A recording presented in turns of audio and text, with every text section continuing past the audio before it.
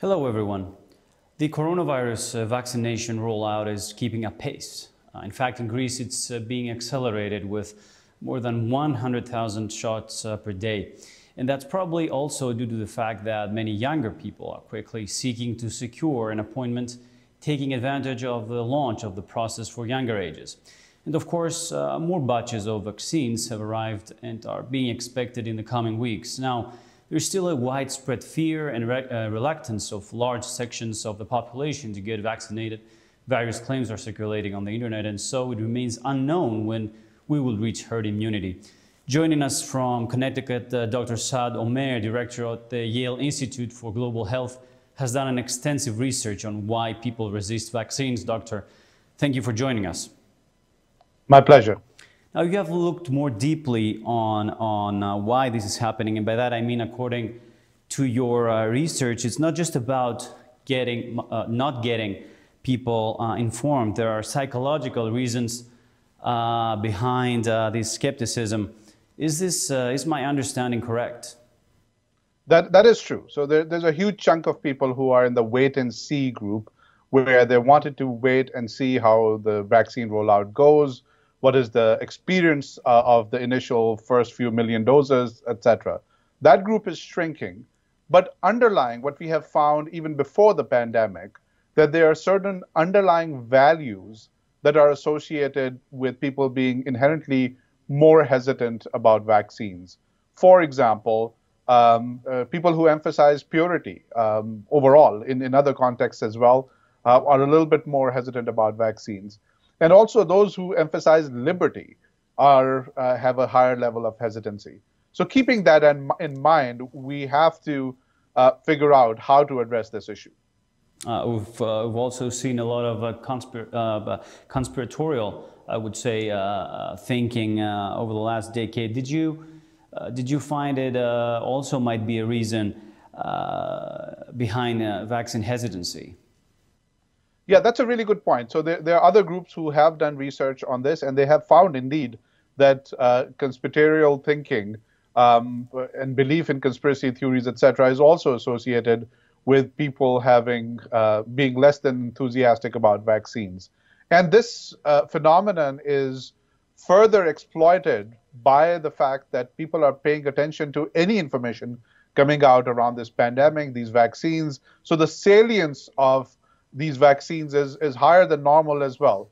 Plus, it's an issue that is, every little aspect of COVID-19 related news is spread fairly quickly through social and conventional media. So combined with all of those, and the fact that those who are more prone to conspiracy theories are more likely to be hesitant around vaccines, we have a potent mix that is concerning. Mm-hmm. Now the question is, how do we overcome this in this current context? I understand that to change people's deep-rooted feelings, it takes time. Yeah, that's a good point. So there are a few things that sort of the last 5-10 years of research tells us that is promising. And then again, trying out these things during this pandemic has also contributed to this evidence-based.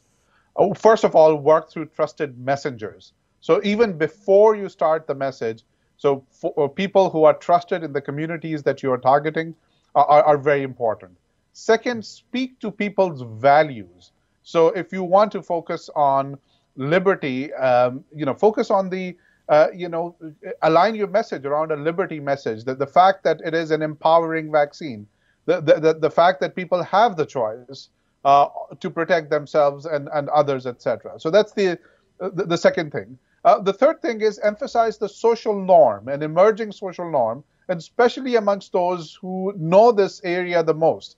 And so throughout the world, physicians and nurses, etc., healthcare providers are, almost invariably accept this vaccine if they are offered. So there's a social norm there, and there's an increasing social norm of accepting this vaccine.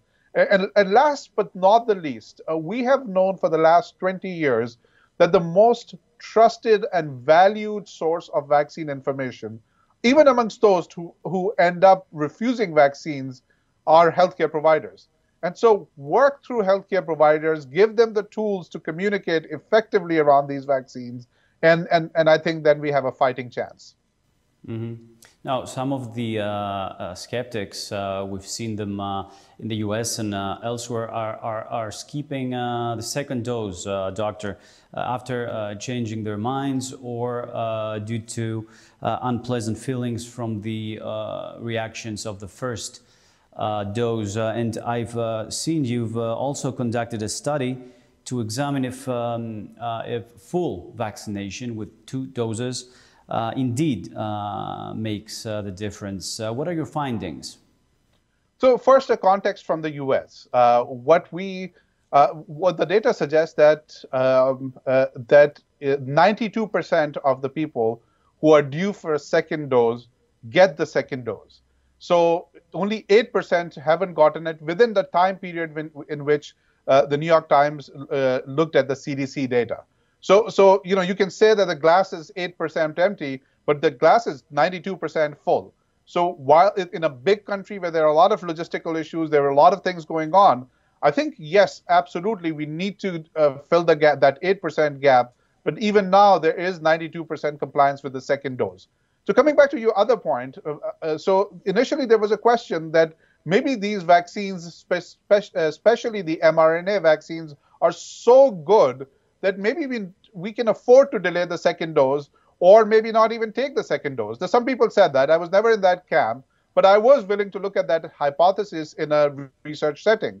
We did look at it in a cohort of approximately 100,000 people in Texas, and working with our collaborators, what we found was that you have a vaccine efficacy against death with even one dose of approximately 64%. So that's great. One dose works really well, for protecting against death with COVID-19. But the other part is 2 doses protect even better. So the protective efficacy of effectiveness in real life was with 2 doses was 99%. So yes, the 1 dose effectiveness is very high, even against death. But wouldn't you rather be 99% protected or have a vaccine that is 99% efficacious against such a severe outcome as death? So therefore, it is extremely important. So the newer work is further supporting the idea that at least for the mRNA vaccines, the ones that are being used in the US, a 2-dose schedule is more appropriate. 99%, of course, much better than 64%. Dr. Omer, thank you very much for your time and your valuable contribution to our stream today.